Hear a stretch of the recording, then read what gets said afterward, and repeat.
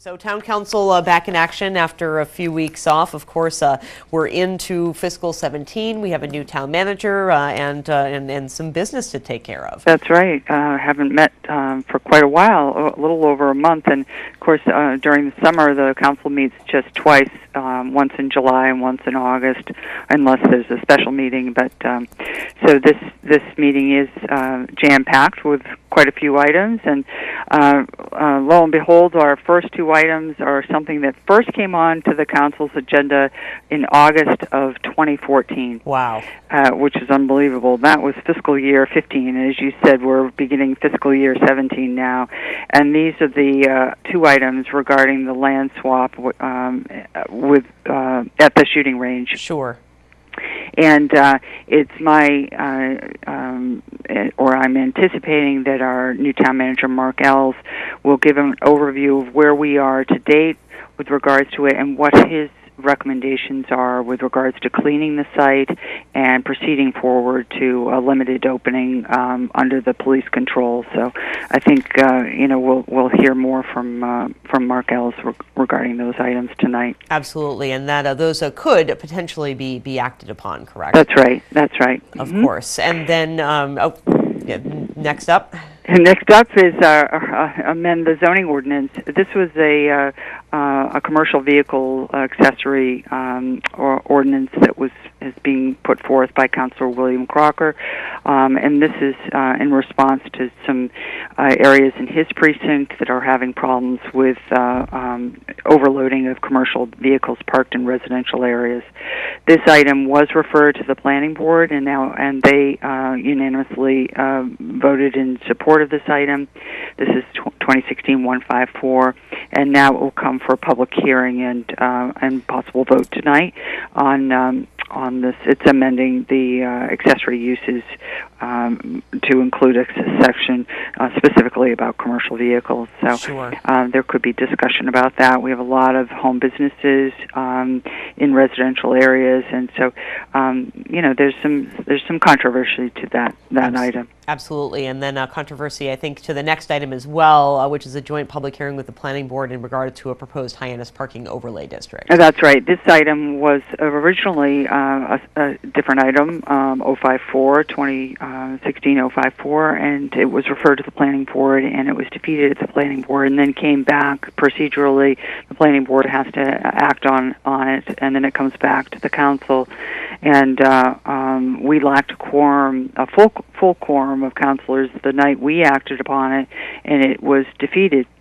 However, and this came from the parking committee formed of councilors with regulatory and police and fire and all the parking lot owners came very regularly to the parking committee meetings. So this is to bring all of these parking lots in compliance and to help with regulating them, whatnot, and making them all have an equal playing field.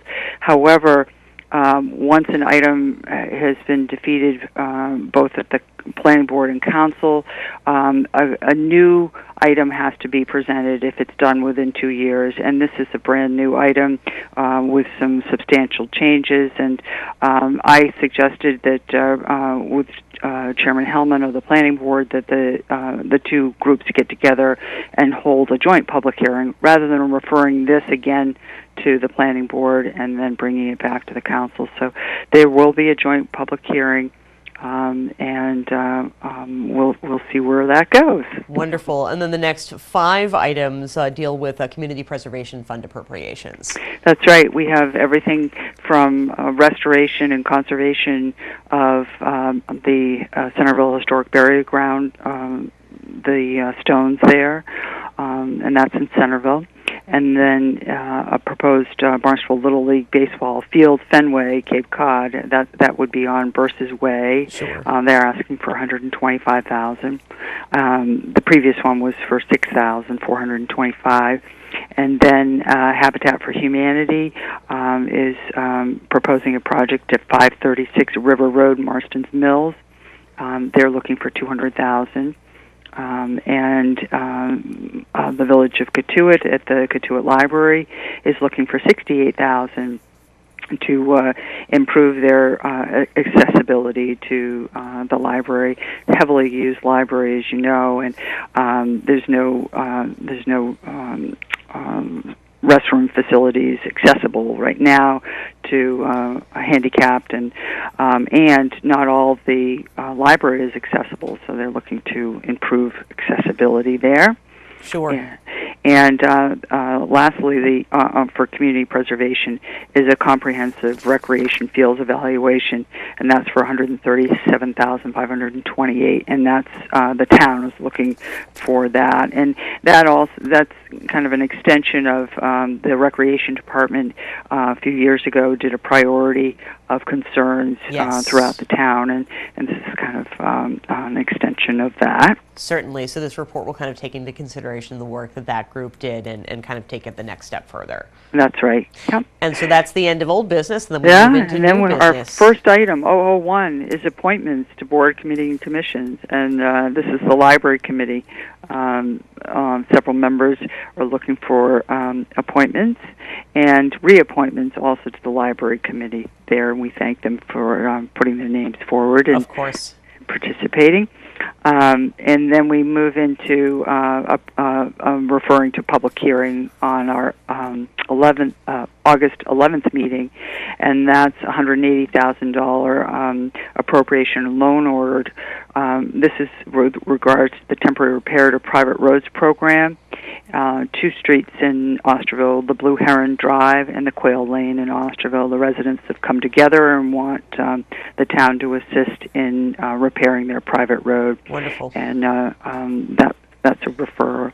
And then acceptance of a grant in the amount of $1,742 to the Barnstable Senior Services Division from the Gay and Lesbian Equity Fund, or GALE. That's to support the programming with regard to LGBT at the Barnstable Senior Center, and they're doing great programs there with regards to that. Yeah, really important work they have going on over there at the Senior Center. And then a little housekeeping with regard to Mark Ells, the town manager.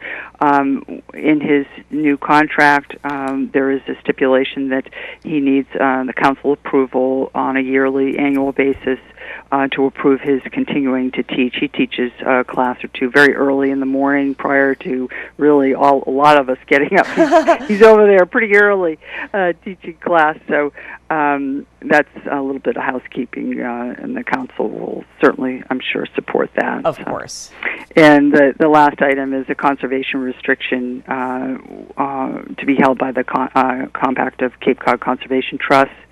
And this is Barnstable Land Trust, the grantee, and the compact, the grantor, and this is land on Zero Slate Lane in Barnstable, about 1.87 acres, also known as the Doe property. Yes. So, Jessica, anything else that people need to be aware of ahead of tonight's meeting?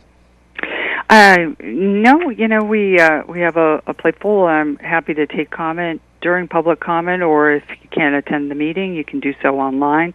Go to our town council webpage, and just make note too that our town council webpage has been improved, so it includes all of our respective committees that the council has put forward, and we appreciate any and all comments.